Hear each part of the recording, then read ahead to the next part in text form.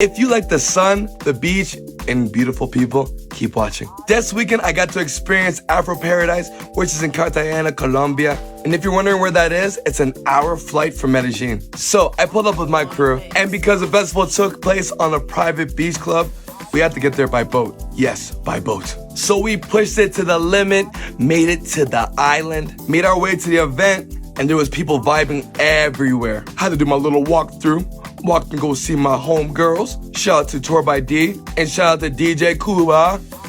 Had to go to the bar, get me a little drink, seen a couple of my friends, shout out to Lord Williams, and then the vibe just started. Boom. It was honestly hours and hours of fun in the sun. Man, they had me going crazy dancing with the dance moves. These guys killing it with the dance moves. We were honestly living our best lives. I want to thank Emmanuel from Columbia Blackout for the love. And don't forget to click the link in their profile and follow them. Anyways, follow for more tips. Boy, I won't lie to you, I'm so tired from that weekend. We had a good time.